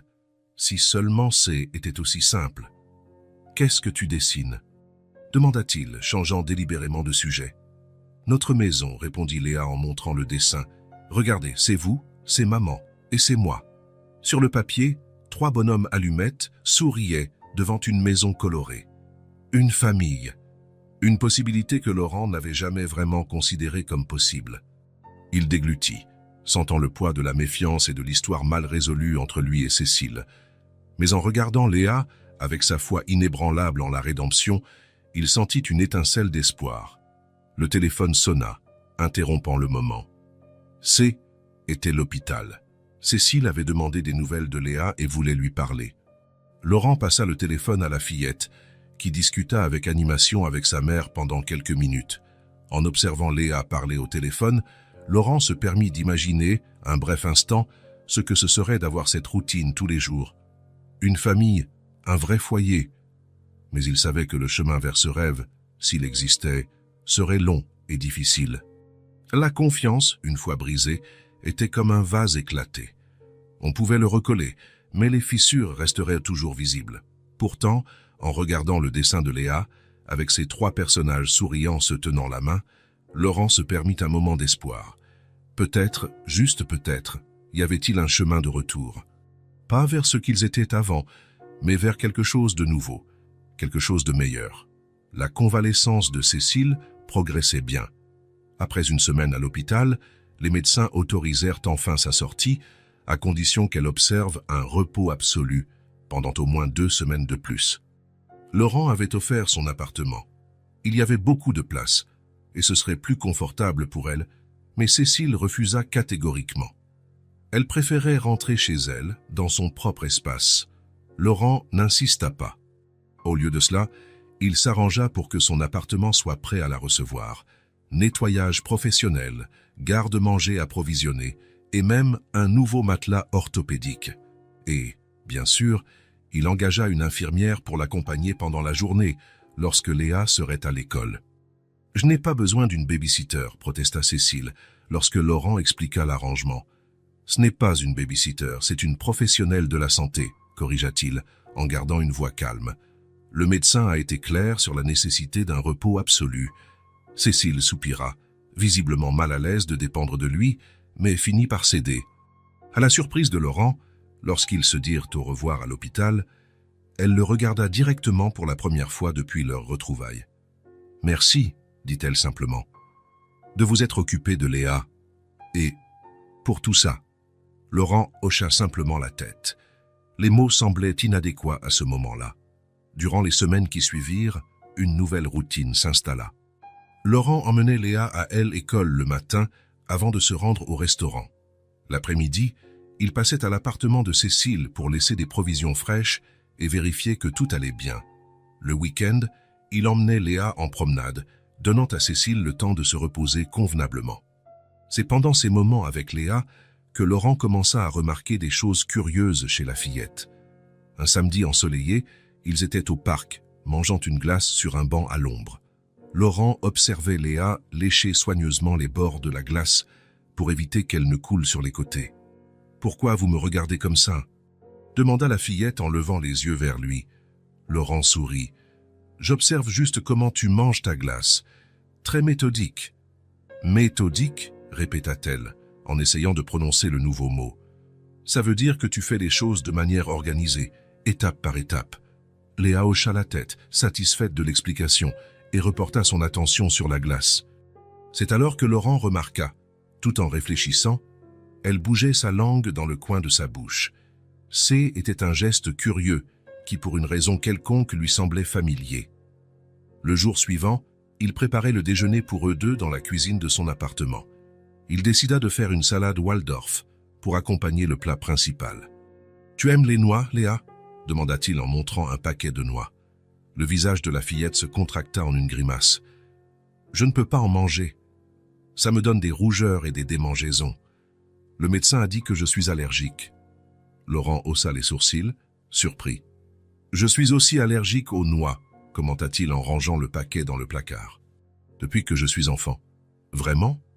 Les yeux de Léa s'écarquillèrent. « Maman dit que c'est rare d'avoir cette allergie. »« C'est vrai, ce n'est pas très courant, » acquiesça Laurent, intrigué par la coïncidence. « Ta mère en a aussi ?» Léa secoua la tête négativement. « Non, juste moi. Elle dit que je dois faire attention à l'école parce que c'est dangereux. » Laurent hocha la tête, pensif. C était une curieuse coïncidence, mais rien de plus. Le mardi suivant, il alla chercher Léa à l'école et l'emmena directement au restaurant. Était une journée tranquille, et il voulait montrer à la fillette à quoi ressemblait une cuisine professionnelle quand elle n'était pas en plein service. Léa était enchantée, explorant chaque recoin avec une curiosité infinie. « C'est un mixeur géant ?» demanda-t-elle en désignant un batteur industriel. « Presque, c'est un batteur, pour faire des pâtes et des crèmes. » Jean-Pierre, le sous-chef, s'approcha d'eux. « Alors, petite chef, la visite te plaît ?» Léa sourit, puis, à la surprise de Laurent, répondit « C'est tout simplement fascinant. » Jean-Pierre rit et continua ses tâches, mais Laurent resta à observer Léa avec curiosité. « Tout simplement fascinant » était une expression qu'il utilisait lui-même fréquemment, assez inhabituelle pour une enfant de 5 ans. « Où as-tu appris à dire ça, Léa ?» demanda-t-il. La fillette haussa les épaules. « Je ne sais pas. Je l'ai juste dit. » Laurent accepta la réponse, mais quelque chose dans cette expression continua de résonner dans son esprit pour le reste de la journée. Le jeudi, Léa dessinait sur la table du salon pendant que Laurent préparait le dîner. Il l'observait discrètement, remarquant comment elle fronçait les sourcils en concentration, exactement comme il le faisait lorsqu'il était concentré sur une recette compliquée. « Tu fronces les sourcils exactement comme Laurent quand tu es concentré », commenta Cécile, qui les avait rejoints pour le dîner pour la première fois. Laurent et Léa regardèrent Cécile en même temps, avec des expressions de surprise presque identiques. « Vous faites ça tous les deux », continua Cécile avec un sourire légèrement mal à l'aise. « Cette même tête quand quelqu'un interrompt votre concentration. » Laurent sentit une pointe de quelque chose d'indéfinissable. Ce n'était pas seulement le commentaire de Cécile, mais la manière dont elle l'avait fait, comme si elle avait remarqué quelque chose qui la dérangeait. Pendant le dîner, Laurent ne put s'empêcher d'observer Léa. La façon dont elle organisait la nourriture dans son assiette, séparant les différents ingrédients. Comment elle tenait sa fourchette. De petits gestes, des habitudes inconscientes qui, pour une raison quelconque, lui semblaient étrangement familières. « Qu'est-ce qu'il y a ?» demanda Léa, remarquant son regard. « Rien », répondit Laurent en détournant les yeux. « Je suis juste heureux que nous dînions ensemble. » Plus tard, une fois Cécile et Léa partis, Laurent s'assit sur le balcon avec un verre de whisky, contemplant la ville illuminée en contrebas. Il ne pouvait s'empêcher de penser aux petites coïncidences qu'il avait remarquées chez Léa. Le tic avec la langue, l'allergie aux noix, l'expression tout simplement fascinant, la façon de froncer les sourcils, les habitudes à table. Ça, c'était de petits détails, probablement insignifiants, mais pour une raison quelconque, il l'intriguait profondément. C'était peut-être juste l'instinct humain de chercher des motifs là où il n'y en avait pas. Ou peut-être que Léa imitait inconsciemment ses gestes, comme les enfants le font souvent avec les adultes proches. Ce ne serait pas inhabituel, compte tenu du temps qu'ils passaient ensemble. Pourtant, quelque chose dans ces ressemblances le touchait d'une manière qu'il ne pouvait expliquer rationnellement. Le jour suivant, il emmena Léa au zoo. Alors qu'ils observèrent les singes, l'un d'eux fit une grimace amusante. Et Léa éclata de rire d'une manière si authentique que Laurent se mit à rire avec elle, non pas du singe, mais de la joie spontanée de la fillette. « Tu as un rire formidable », commenta-t-il. « Maman dit que je ris comme vous », répondit Léa nonchalamment, observant toujours les singes. « Elle a dit que vous riez avec le même son. » Laurent fronça les sourcils, intrigué par ce nouveau commentaire. « Ta mère a parlé de moi, de la façon dont je ris ?» Léa hocha la tête, distraite par un singe qui faisait maintenant des acrobaties. Elle a dit que lorsque vous vous êtes rencontrés, elle adorait vous entendre rire. L'information prit Laurent par surprise. Cécile parlait rarement de leur passé, et l'idée qu'elle commente de si petits détails avec Léa était inattendue. « Qu'est-ce que ta mère raconte d'autre sur moi ?» demanda-t-il en essayant de garder une voix désinvolte. Léa haussa les épaules. « Presque rien. Seulement parfois quand je fais quelque chose qui vous ressemble. » Laurent voulait en savoir plus, mais Léa avait déjà couru vers l'enclos suivant, où les pingouins nageaient gracieusement. Ce soir-là, en la ramenant à la maison, Léa s'endormit sur la banquette arrière de la voiture. En arrivant, Laurent la prit délicatement dans ses bras pour ne pas la réveiller et la porta jusqu'à l'appartement. Cécile ouvrit la porte, suffisamment remise pour se déplacer confortablement dans la maison. « Elle s'est endormie ?» murmura-t-elle, écartant pour laisser entrer Laurent.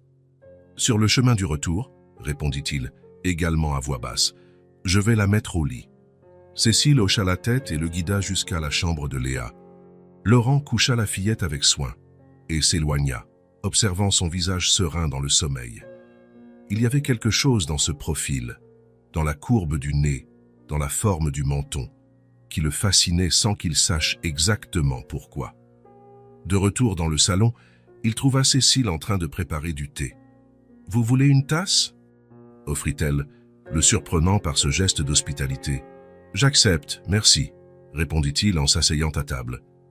Tandis qu'ils buvaient de leur thé dans un silence presque confortable, Laurent ne pouvait s'empêcher de penser aux petites coïncidences qu'il avait remarquées chez Léa, aux ressemblances inexplicables, aux commentaires de Cécile.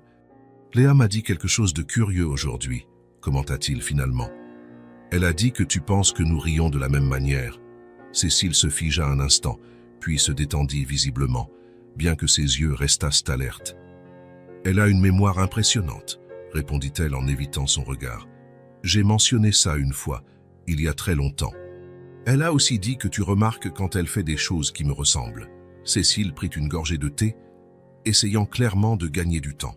« Les enfants absorbent les comportements des adultes qui les entourent, » dit-elle finalement. « Ce n'est pas inhabituel. » Il y avait quelque chose dans la façon dont elle évitait de le regarder directement, qui éveilla la curiosité de Laurent.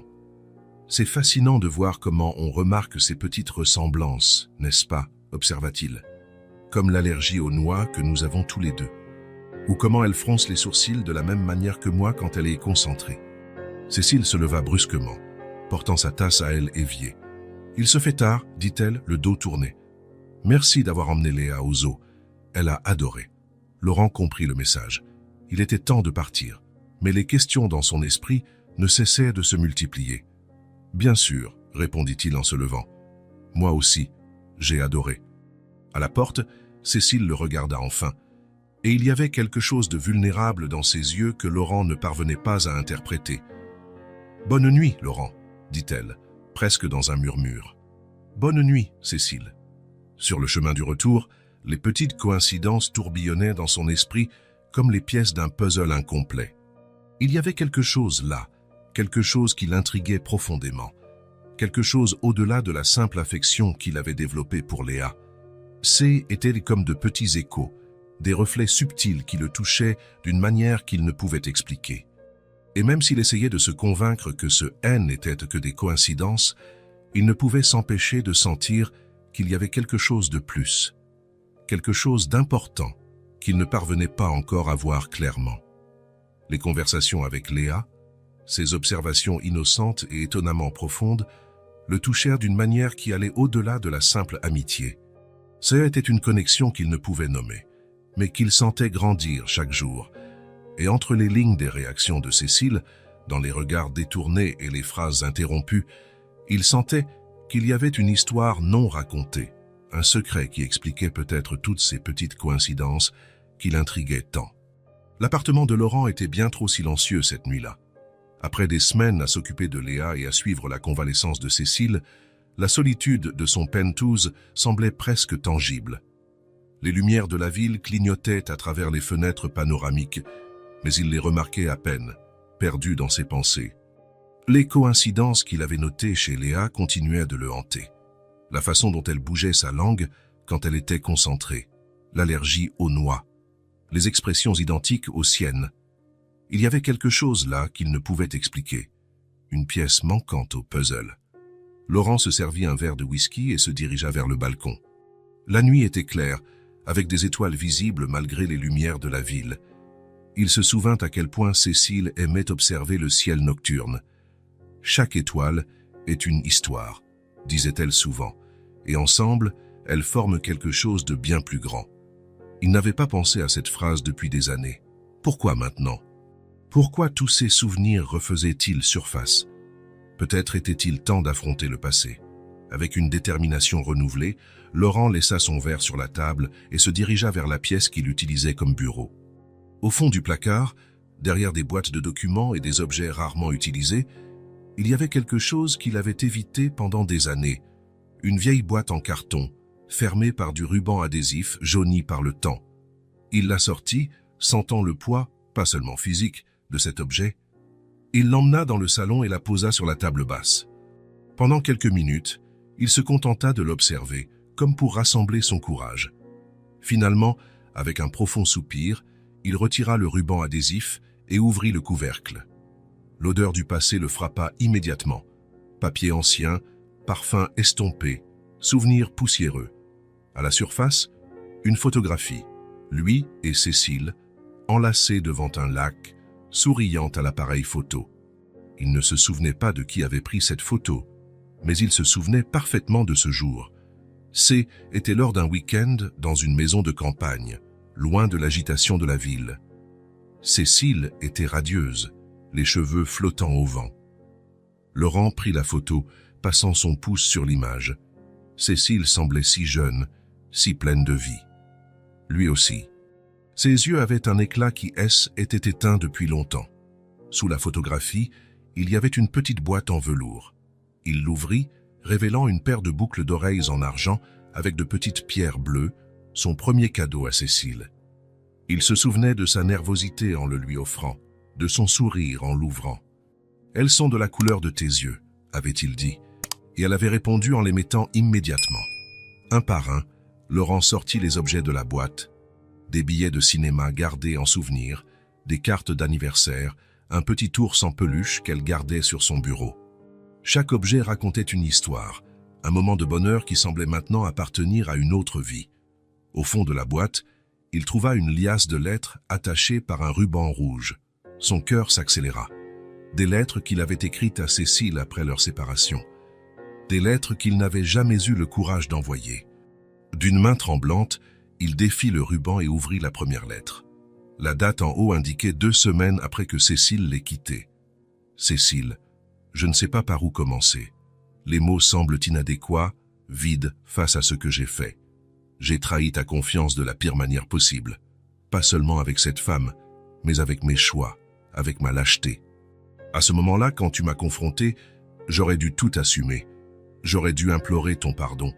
Au lieu de cela, je t'ai blâmé. J'ai dit des choses impardonnables, te faisant porter la responsabilité de mes propres erreurs. Comment ai-je pu être si cruel avec la personne que j'aimais le plus au monde? Comment ai-je pu être si aveugle au point de ne pas réaliser ce que je jetais? Je t'ai perdu par orgueil, par peur. Et maintenant, dans le silence de notre appartement, qui ne ressemble plus à un foyer sans toi, je réalise le vide que j'ai créé. Je ne te demande pas de revenir. Je n'ai pas ce droit. Je voulais juste que tu saches que je comprends l'ampleur de mon erreur. Et que je suis désolé, plus que les mots ne peuvent l'exprimer. Laurent. Il ferma les yeux, sentant le poids de ces mots. Il se souvenait parfaitement du jour où il l'avait écrite, assis exactement là où il se trouvait maintenant, avec une bouteille de whisky à moitié vide à côté de lui. Il n'avait jamais envoyé cette lettre, ni les autres qui avaient suivi. Il la rangea et en prit une autre, datée d'1 mois plus tard. « Cécile, j'ai essayé de t'appeler hier. Ton numéro a changé. Je suis allé au bureau où tu travaillais et on m'a dit que tu avais démissionné. C'est comme si tu avais complètement disparu. Je ne peux pas t'en vouloir. Si je le pouvais, je disparaîtrais aussi de moi-même. J'espère que tu vas bien, où que tu sois. J'espère que tu trouveras quelqu'un qui te valorisera comme j'aurais dû le faire. Je me réveille encore en pensant que je vais te trouver à côté de moi. Je prépare encore du café pour 2 chaque matin, par habitude. Le silence de cette maison étouffe. Laurent. Encore une lettre qui n'a jamais atteint sa destination. Laurent continua à lire, lettre après lettre, revivant le désespoir, la culpabilité, le regret qu'il avait ressenti dans ses premiers mois sans Cécile. Dans les lettres plus récentes, le ton changeait, moins de douleur brute, plus de réflexion, plus d'acceptation de la perte. La dernière lettre datait d'il y a 3 ans. « Cécile, aujourd'hui, cela fait 5 ans que tu as quitté ma vie. Je ne sais toujours pas où tu es, comment tu vas, si tu es heureuse. J'ai cessé de chercher il y a longtemps, respectant ta décision de ne pas être retrouvée. Parfois, je rêve encore de toi. Dans le rêve, nous sommes à la maison de campagne, observant les étoiles. Tu pointes une constellation et dis quelque chose que je n'arrive pas à entendre. Je me réveille en essayant de me souvenir de tes mots. Le temps n'a pas tout guéri, comme on dit, mais il m'a appris à vivre avec les conséquences de mes choix. J'ai bâti une carrière réussie, mais je sais que j'ai échangé ce qui comptait vraiment contre quelque chose qui, au final, est vide. J'espère que la vie a été plus douce avec toi que je ne l'ai été. Laurent. Il plia soigneusement la lettre et la remit avec les autres. Lentement, comme dans un rituel, il remit chaque objet dans la boîte, chaque photographie, chaque souvenir physique d'un temps qui ne reviendrait plus, sauf une photographie. La dernière de la pile, une qu'il ne se souvenait pas d'avoir gardée. Elle montrait Cécile seule, assise sur un banc de parc, regardant quelque chose hors du cadre, avec un sourire serein sur les lèvres. Il y avait quelque chose de différent en elle sur cette photo. Un éclat particulier dans le regard, une douceur sur le visage. Laurent observa la date au dos. Avril, il y a 6 ans. Quelques mois seulement avant leur séparation. Avril. Quelque chose à propos de cette date résonna dans son esprit. Léa avait dit que son anniversaire était en janvier. Si elle avait 5 ans maintenant, Laurent sentit le sang se glacer dans ses veines. Si Léa était née en janvier, cela signifiait qu'elle avait été conçue vers avril. Exactement à l'époque de cette photographie. Exactement quand lui et Cécile étaient encore ensemble. La prise de conscience le frappa comme un coup physique. Cécile aurait-elle pu découvrir sa grossesse après l'avoir quittée? Aurait-elle pu décider d'élever sa fille seule, sans jamais le dire au père? Léa pouvait-elle être sa fille?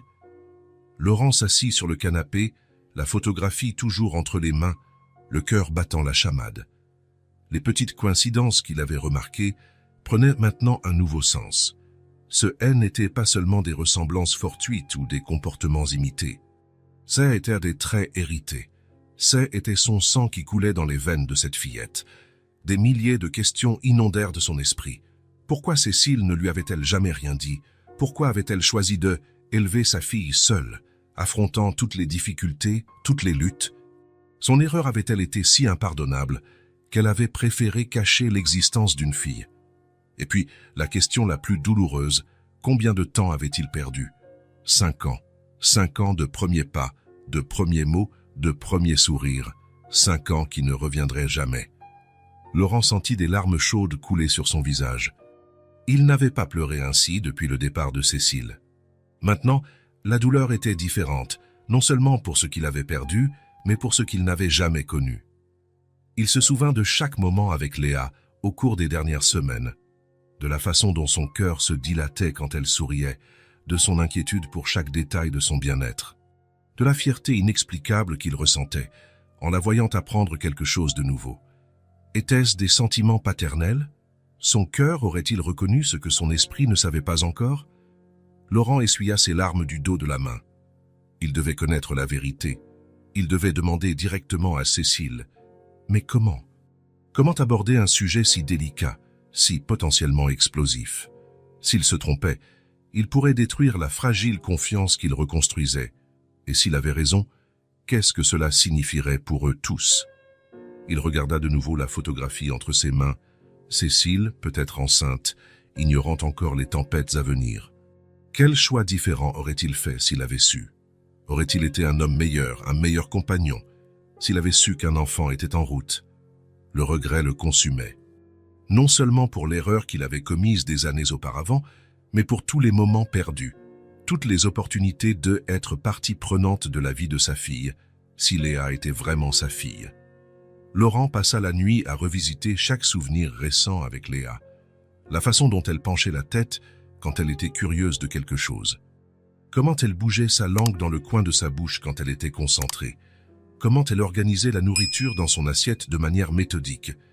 Il se souvint de la joie dans ses yeux lorsqu'elle réussit à préparer seule une simple omelette, sous sa supervision. De la fierté dans sa voix en montrant un dessin bien fait. De la confiance avec laquelle elle lui tenait la main pour traverser la rue. Et à chaque souvenir, la conviction grandissait. Ce N n'était pas seulement une coïncidence. Ce N n'était pas seulement son imagination cherchant des liens là où il n'y en avait pas. C était réel. Léa était sa fille. La question était maintenant, que faire de cette information? Laurent se leva et se dirigea vers la fenêtre, observant le ciel qui commençait à s'éclaircir. Il avait pris une décision. Il irait chez Cécile ce jour-là même. Il affronterait le passé. Il demanderait directement, en la regardant dans les yeux. « Léa est-elle ma fille ?» Une question simple, mais qui pourrait tout changer. Si la réponse était oui, il devrait trouver un moyen de faire partie de la vie de Léa sans causer plus de douleur à Cécile. Il devrait prouver qu'il avait changé, qu'il pouvait être le père que Léa méritait, l'homme que Cécile avait cru qu'il était un jour. Si la réponse était non, eh bien, il devrait aussi faire face à cette possibilité.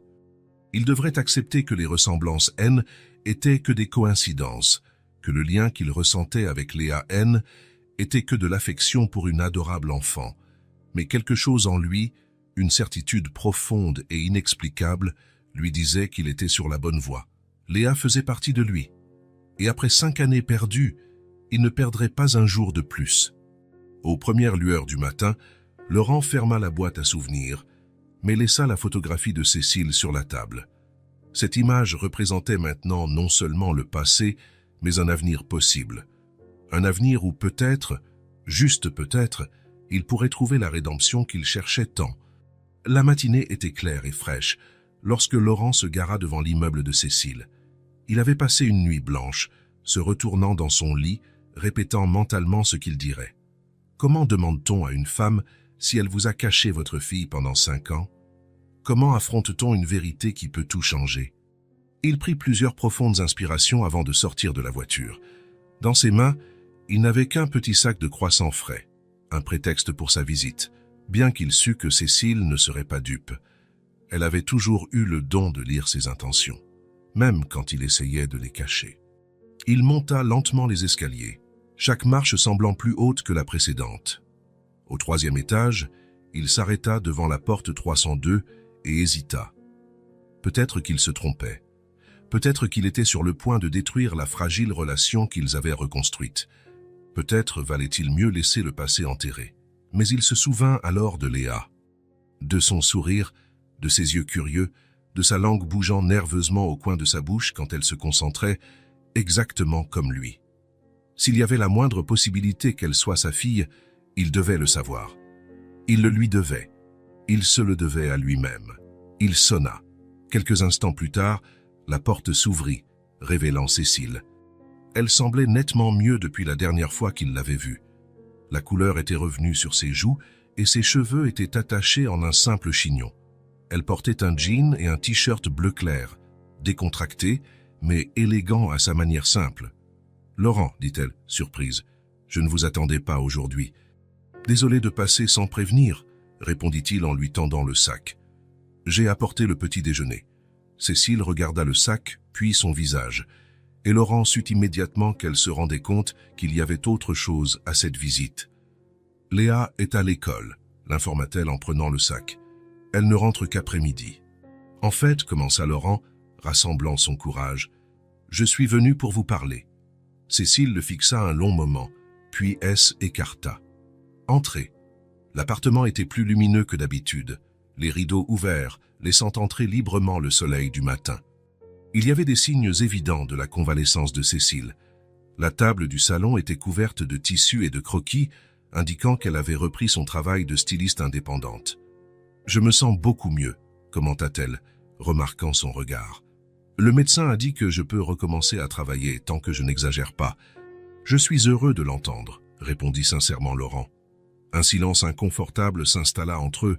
Cécile désigna le balcon. « Allons nous asseoir dehors. Il fait beau aujourd'hui. » Laurent hocha la tête, la suivant jusqu'au petit balcon.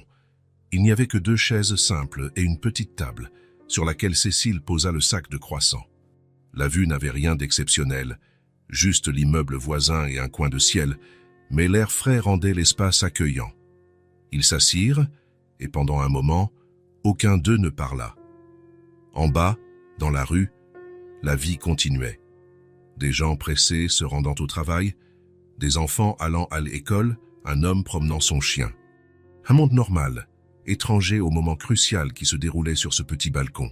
« Vous n'êtes pas venu jusqu'ici pour apporter des croissants, » dit finalement Cécile, rompant le silence. Ce « N » n'était pas une question. Laurent baissa les yeux sur ses propres mains, puis les leva pour la regarder. Non, un autre silence. Laurent pouvait entendre son propre cœur battre. Il avait imaginé ce moment d'innombrables fois pendant la nuit, Mais maintenant, face à Cécile, tous les mots soigneusement répétés semblaient inadéquats. « J'ai trouvé une boîte hier », commença-t-il, la voix plus rauque qu'il ne l'aurait voulu. « Une boîte avec nos souvenirs, des photos, des lettres que je n'ai jamais envoyées, des petites choses que j'ai gardées. » Cécile resta immobile, son visage un masque de calme, mais ses yeux révélaient une tempête intérieure. « Il y avait une photo de vous », continua Laurent. « D'avril, juste avant que tout n'arrive. Et j'ai commencé à réfléchir, à faire des calculs. » Il vit Cécile se raidir de manière presque imperceptible. Ses mains, posées sur la table, se fermèrent légèrement. « Elle sait que j'ai eu tort dans le passé, dit-il, la voix contenue, luttant pour garder son sang-froid.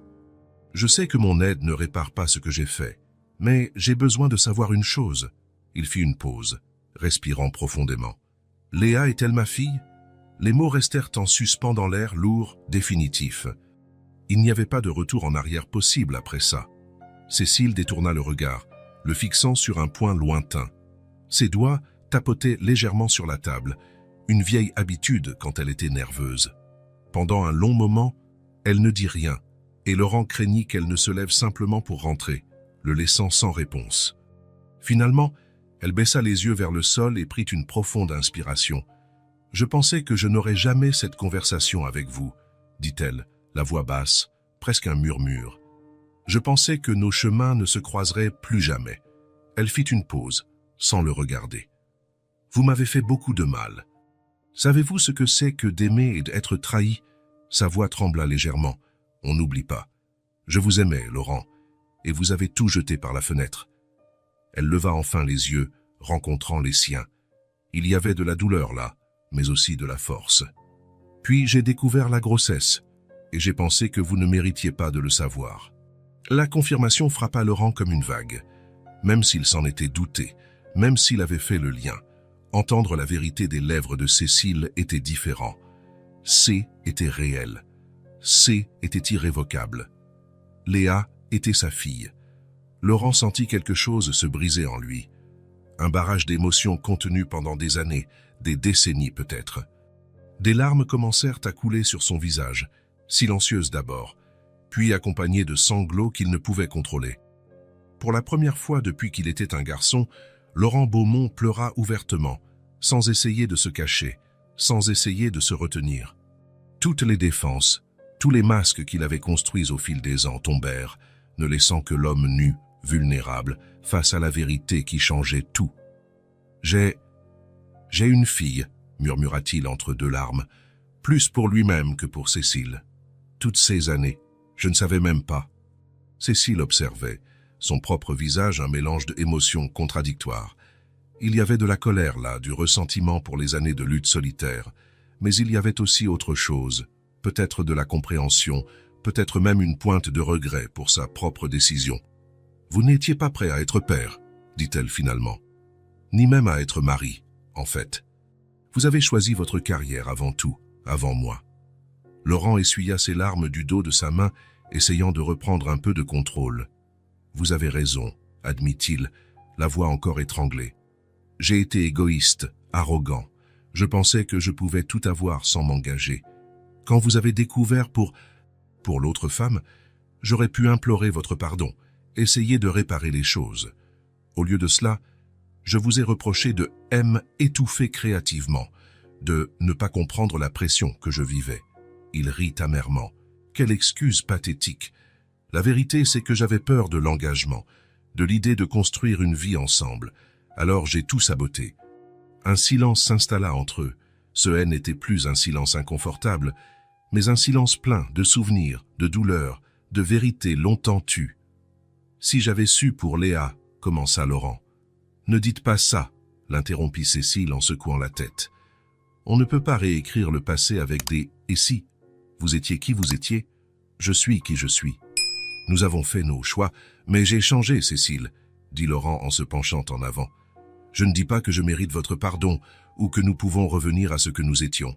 Je dis juste que je ne suis plus cet homme. » Cécile, elle, étudia, comme si elle essayait de voir au-delà de la surface, cherchant la vérité dans ses paroles. « Peut-être, concéda-t-elle finalement. Vous avez été différent. La façon dont vous vous êtes occupé de Léa quand J était malade.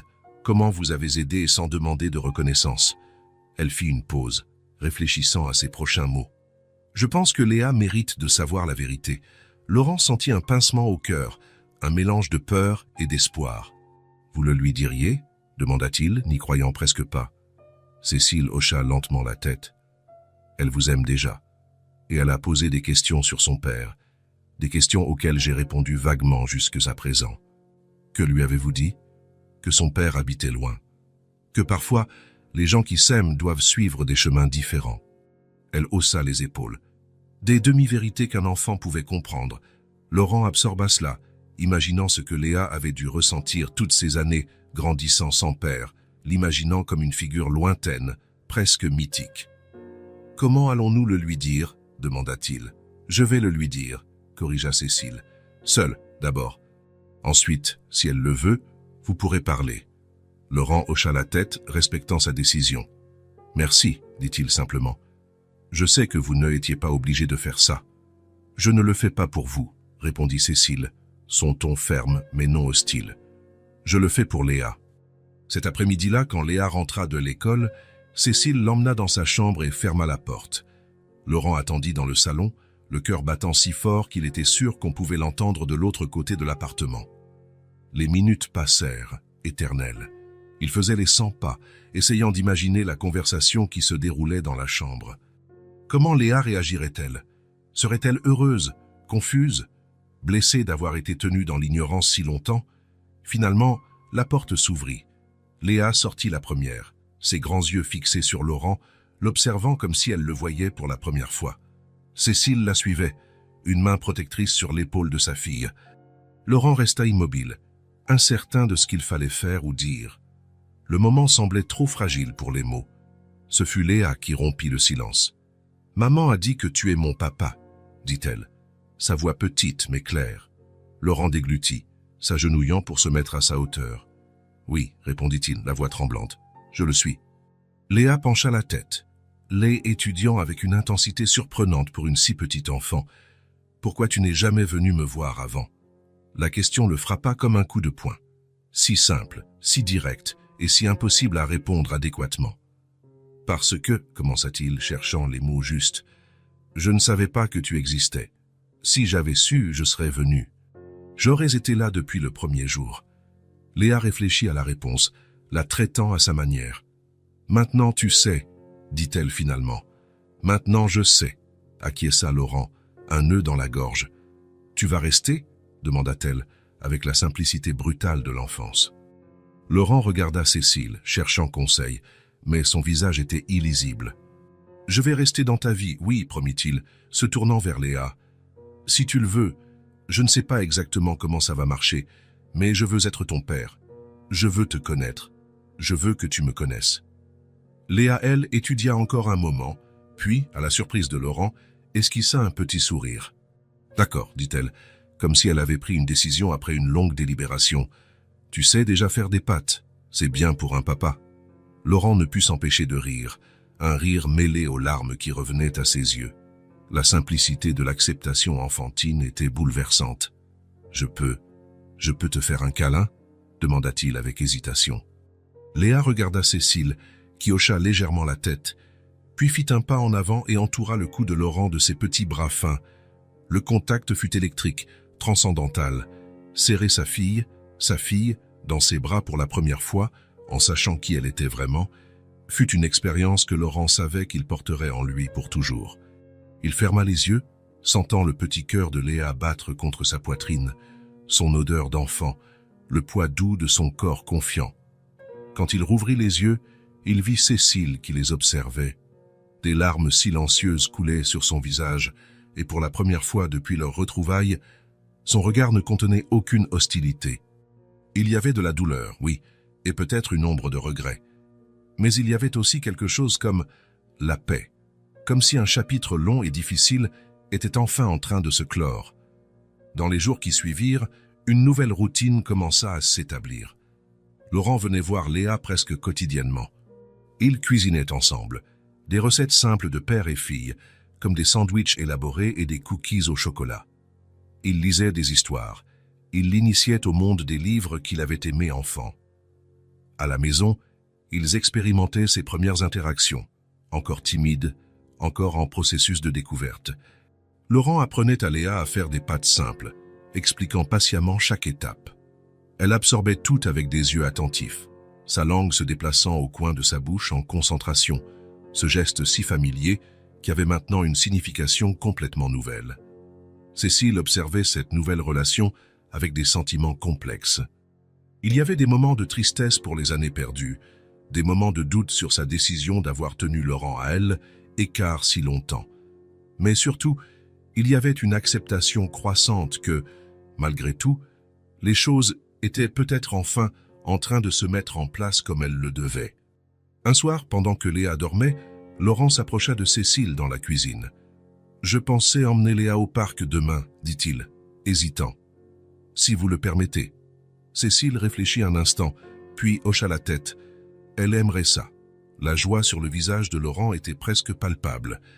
L'idée de sa première sortie seule avec sa fille, un moment simple qui pour tant de pères était banal, mais qui pour lui signifiait le monde. Quand il prit congé cette nuit-là, Cécile l'observa par la fenêtre, tandis qu'il se dirigeait vers sa voiture. Il y avait une légèreté dans ses pas qui n'était pas là auparavant. La vérité les avait tous changés. Des larmes silencieuses coulèrent sur le visage de Cécile pendant qu'elle regardait. Ce haine n'était pas seulement des larmes de douleur pour le passé, mais aussi de soulagement. Le poids d'un secret gardé si longtemps avait enfin été levé. Il y avait de la douleur là, oui. Douleur pour le passé, pour les trahisons, pour les années de lutte solitaire. Mais il y avait aussi quelque chose de nouveau qui grandissait. Pas le pardon, pas encore. Mais peut-être le début d'une compréhension, d'une acceptation que parfois, les gens changent vraiment. Que parfois, une seconde chance n'est pas seulement possible, mais nécessaire. Pour Léa, pour eux tous. Le samedi matin se leva, parfait, comme si le ciel lui-même conspirait pour rendre la journée spéciale. Laurent se réveilla avant le réveil, un mélange d'anxiété et d'enthousiasme bouillonnant dans sa poitrine. Aujourd'hui serait sa première journée complète avec Léa, juste eux deux. Une journée père-fille. Il avait méticuleusement planifié chaque détail. Un sac isotherme avec de l'eau et des jus, de la crème solaire, une petite trousse de premier secours, au cas où Léa se blesserait en jouant. Même une tenue de rechange, au cas où elle se mouillerait dans la fontaine du parc. Il voulait être prêt à toute éventualité, comme un père responsable. À 9 heures précises, il se gara devant l'immeuble de Cécile. Léa l'attendait déjà à l'entrée, sautillant d'un pied sur l'autre, tandis que Cécile observait debout à ses côtés. La fillette portait une simple robe jaune et des baskets blanches, ses cheveux attachés en 2 tresses latérales. Elle ressemblait encore plus à Cécile ainsi, mais Laurent remarqua, non sans une pointe de fierté, que son sourire révélait la même fossette qu'il avait sur le côté gauche du visage. « Papa !» s'exclama Léa, en courant dans sa direction dès qu'elle le vit. Le mot le prenait encore au dépourvu. « Papa !» Si simple, si fondamental, et pourtant si nouveau pour lui. Chaque fois que Léa l'appelait ainsi, il sentait une chaleur se répandre dans sa poitrine. « Bonjour, princesse !» répondit-il, en se penchant pour la serrer dans ses bras. « Prête pour notre grande journée ?» Léa hocha vigoureusement la tête. « Je suis prête depuis des heures. Maman a dit qu'on devait attendre parce que tu dormais peut-être encore. » Laurent sourit à Cécile par-dessus la tête de sa fille. « Merci de la laisser venir. » Cécile haussa les épaules, mais il y avait un léger sourire sur ses lèvres. « Amusez-vous bien. Et n'oublie pas, pas de sucreries avant le déjeuner, de la crème solaire toutes les 2 heures. Et elle doit être à la maison à 6 heures pour le bain. »« Oui, chef. » répondit Laurent en faisant un salut militaire qui arracha un rire à Léa. Cécile se pencha pour faire un dernier câlin à sa fille. « Sois sage, tu entends? Et obéis à... » Elle hésita un instant. « À ton père. » Léa hocha solennellement la tête, puis prit la main de Laurent et le tira vers la voiture. « Allons-y, papa. Tu as dit que tu avais une surprise. » La journée commença au jardin du Luxembourg, un vaste espace vert avec un bassin, des manèges et des allées arborées. Léa courait devant, désignant chaque merveille qu'elle trouvait. Un écureuil sautant entre les branches, un couple de canards nageant dans le bassin, un papillon aux ailes bleues posé sur une fleur. « Regarde celui-là !» s'exclama-t-elle en désignant un arbre particulièrement grand. « On peut monter dessus ?» Laurent regarda l'arbre, réfléchissant. Il ne semblait pas dangereux, avec des branches basses et solides. « Essayons », répondit-il en la soulevant pour atteindre la première branche. Léa grimpa avec une agilité surprenante, Laurent juste derrière, prêt à la rattraper si nécessaire. Mais la fillette se montrait confiante et sûre d'elle, choisissant avec soin où mettre les pieds. « Maman ne me laisse jamais grimper aux arbres », confia-t-elle, une fois qu'ils furent confortablement installés sur une large branche surplombant le parc. « Elle dit que c'est dangereux. »« Eh bien, ta mère a raison de s'inquiéter, » répondit Laurent, prudent pour ne pas saper l'autorité de Cécile. « Mais parfois, avec prudence et avec quelqu'un pour t'aider, ça vaut la peine de prendre de petits risques pour voir le monde d'une perspective différente. » Léa réfléchit à la réponse, puis sourit. « J'aime voir les choses d'en haut. On dirait que je suis une géante. » Laurent sortit son téléphone de sa poche et prit une photo d'eux deux. Léa avec un large sourire, lui avec son bras autour de ses épaules, la canopée verdoyante en arrière-plan. La première de nombreuses photos qui marqueraient cette journée. Après l'arbre, ils visitèrent l'aire de jeu. Léa se montra habile sur le toboggan, les balançoires et surtout la cage à écureuils. Laurent l'observait avec un mélange de fierté et de cette peur instinctive que tous les parents ressentent en voyant leurs enfants prendre des risques. « Plus haut, papa !» criait-elle sur la balançoire, pendant qu'il la poussait. « Je veux toucher le ciel. » Laurent obéissait, mais toujours avec précaution, mesurant la force exacte pour la rendre heureuse sans la mettre en danger. Cet équilibre, réalisa-t-il, était peut-être l'essence de la paternité. Donner assez de liberté pour grandir, assez de protection pour se sentir en sécurité. À midi, ils trouvèrent un petit restaurant au bord du bassin. Léa commanda des spaghettis aux boulettes de viande. « Comme dans le film avec le petit chien », expliqua-t-elle. Et Laurent opta pour la même chose, heureux de partager ce petit moment. Ils parlèrent de son école, de ses amis, de ses rêves pour l'avenir. « Je veux être chef comme toi », déclara-t-elle, avec de la sauce tomate sur le menton. « Mais je veux aussi être astronaute, et vétérinaire, et ballerine. » Laurent sourit, lui essuyant le menton avec une serviette. « Tu peux être tout ce que tu veux, tu sais, et tu peux changer d'avis autant de fois que nécessaire. » Après le déjeuner, ils allèrent chez un glacier. Léa choisit une glace à la fraise avec un nappage au chocolat, tandis que Laurent opta pour la pistache, une saveur qu'elle goûta et déclara « bizarre, mais pas mauvaise. »« Quand j'y étais petit comme toi, » raconta Laurent, tandis qu'ils marchaient avec leur glace, « mon père m'emmenait manger une glace tous les dimanches, peu importe le temps. Même s'il pleuvait, » demanda Léa, impressionnée. « Même sous la neige, » confirma-t-il, se souvenant des hivers rigoureux de son enfance. Il disait que les jours spéciaux ne devaient pas être annulés à cause de la météo. « Ton père mange encore de la glace avec toi ?» La question innocente le prit au dépourvu. Cela faisait des années qu'il n'avait pas pensé à son propre père, décédé quand il était à l'université. « Non », répondit-il doucement. « Il est parti au ciel il y a très longtemps. Mais je me souviens de tous nos jours de glace. » Léa réfléchit à cela un moment, puis serra plus fort sa main libre. « On peut manger de la glace tous les dimanches aussi. Comme ça, tu te souviendras de lui. Et un jour, quand je serai grande, je me souviendrai de toi. » Laurent sentit un nœud dans sa gorge. Comment cette petite personne de seulement 5 ans pouvait-elle être si profonde? « C'est une excellente idée, » réussit-il à dire. « Faisons ça. » La dernière étape de la journée fut une librairie. Les yeux de Léa s'écarquillèrent en voyant les étagères remplies de livres pour enfants. Laurent lui dit qu'elle pouvait en choisir 3, mais il finit par en acheter 5. Il était impossible de dire non quand elle tenait chaque livre comme un trésor précieux, expliquant exactement pourquoi elle en avait besoin. « Celui-ci a un dragon qui ne sait pas voler, mais qui apprend, » expliqua-t-elle à propos de l'un d'eux. « Et celui-ci apprend des choses sur les étoiles, et celui-ci a des recettes pour les enfants. » Ils sortirent de la librairie avec un sac plein et le cœur plus léger.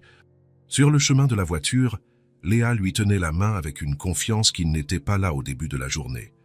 Ce N était plus la main d'un quasi-inconnu qu'elle tenait, mais celle de son père. « C était le meilleur jour de ma vie, » déclara-t-elle, une fois dans la voiture. « Le mien aussi, » répondit Laurent, et il réalisa que C était vrai. Ils prirent un dernier selfie ensemble dans la voiture, avec Léa faisant une grimace amusante qui le fit tellement rire que la photo sortit floue. Quand ils arrivèrent à l'appartement de Cécile, Léa courut devant pour raconter toutes les aventures de la journée. Laurent la suivit plus lentement, portant le sac de livres, le cœur débordant d'une émotion qu'il n'avait jamais ressentie auparavant. Cécile les attendait, souriant en voyant l'enthousiasme de sa fille. « On dirait que vous vous êtes bien amusée, commenta-t-elle. « C'était incroyable, maman. On a grimpé à un arbre, on a mangé de la glace, on a acheté des livres, on a vu des canards, et... Respire, ma chérie, rit Cécile. Tu pourras tout me raconter pendant le bain. » Pendant que Cécile emmenait Léa se laver, Laurent rangea les nouveaux livres sur la petite étagère de la chambre de la fillette. Chaque titre soigneusement sélectionné, chaque histoire qu'il pourrait maintenant partager. Il trouva également une place sur le mur pour mettre une des photos qu'ils avaient prises au parc, qu'il avait rapidement fait imprimer dans un magasin sur le chemin du retour. Quand Cécile revint dans le salon, elle trouva Laurent regardant pensivement par la fenêtre. « Elle t'adore, dit-elle simplement. » Laurent se retourna, l'émotion claire sur son visage. « Et je l'adore. Je n'avais aucune idée... » Sa voix se brisa. « Je n'avais aucune idée qu'il était possible d'aimer quelqu'un comme ça. Si complètement, si instantanément. » Cécile hocha la tête, comprenant. C'est comme ça, dès le premier instant. Un silence confortable s'installa entre eux. Ce n'était pas le silence tendu d'avant, chargé de rancœur non dite. C'était quelque chose de nouveau, comme une trêve. « Cécile, » commença Laurent, sa voix sérieuse, « je ferai tout pour elle. Je la mettrai dans les meilleures écoles. Je m'assurerai qu'elle ait tout ce dont elle a besoin. Si vous le voulez, je peux même vous acheter une maison pour que vous viviez mieux. Il ne vous manquera plus jamais rien. » Cécile, elle, étudia un long moment. « Je ne demande pas ça, je sais, mais je veux le faire. Pas pour acheter ton pardon ou une place dans sa vie, mais parce que c'est le minimum que je puisse faire après avoir perdu 5 ans. » Cécile réfléchit à ces paroles, puis hocha légèrement la tête. « On pourra en parler, mais Laurent... » Elle fit une pause. « Elle n'a pas besoin de choses chères ou d'écoles d'élite. Elle a besoin de toi, de ta présence, de ton temps, de ton amour. Elle aura tout ça, promit-il. Chaque minute que je pourrai donner. » Léa revint dans le salon, déjà en pyjama, les cheveux humides du bain. « Papa, tu dînes avec nous ?» demanda-t-elle, pleine d'espoir. Laurent regarda Cécile, qui hocha la tête avec un petit sourire. « Puisque vous avez eu une journée si chargée, j'ai pensé commander une pizza, suggéra-t-elle. « Qu'en pensez-vous, pizza ?» s'écria Léa en applaudissant. En attendant la livraison, Léa insista pour que Laurent lise un des nouveaux livres. Ils s'assirent tous les trois sur le canapé, Léa au milieu, pendant qu'il lisait l'histoire du dragon qui ne savait pas voler, mais découvrait d'autres talents spéciaux. Quand la pizza arriva, ils s'installèrent à table, une famille improbable, réunie par des circonstances extraordinaires. Laurent observa Léa expliquer avec animation comment ils avaient vu un écureuil voler le goûter de quelqu'un au parc. Son enthousiasme, son expressivité, des traits de lui-même qu'il n'avait jamais remarqués avant de les voir se refléter en elle. Cécile observait aussi, ses yeux alternant entre sa fille et l'homme qui, contre toute attente, était revenu dans leur vie. Les blessures du passé étaient toujours là, des cicatrices qui ne disparaîtraient probablement jamais complètement. Mais il y avait aussi quelque chose de nouveau, une acceptation, peut-être même le début d'un pardon. Pendant le repas, il y eut un moment où Léa renversa son verre de jus. Avant que Cécile ne puisse réagir, Laurent était déjà en train de nettoyer, rassurant Léa que les accidents arrivent, la faisant rire en racontant la fois où il avait renversé de la sauce sur un client important. Cécile observa l'interaction, quelque chose s'adoucissant dans son regard. Quand Léa alla enfin se coucher, épuisée après sa journée d'aventure, Cécile et Laurent se retrouvèrent seuls dans la cuisine, nettoyant les dernières traces du dîner. « Merci pour aujourd'hui », dit Cécile, rompant le silence. Je ne l'avais pas vue aussi heureuse depuis longtemps. Laurent arrêta ce qu'il faisait, se tournant pour la regarder. « C'est moi qui devrais te remercier, de me permettre de faire partie de sa vie, même après tout. » Cécile, elle, étudia un moment, puis, dans un geste de sincérité qui le prit au dépourvu, elle dit « Tu es un bon père, Laurent. » 6 mots simples, mais qui signifiaient tout. Une reconnaissance, un début, une possibilité d'avenir. Laurent sentit des larmes lui monter aux yeux, mais cette fois, il n'essaya pas de les cacher. « J'essaye de l'être, » répondit-il honnêtement, « et je continuerai d'essayer chaque jour. Cette nuit-là, en rentrant chez lui, Laurent se sentait différent, comme si quelque chose de fondamental avait changé en lui. Il n'était plus seulement le chef étoilé, l'homme d'affaires prospère. Il était le père de Léa. Et d'une certaine manière, ce nouveau rôle, le plus important qu'il ait jamais eu, rendait tous les autres insignifiants en comparaison.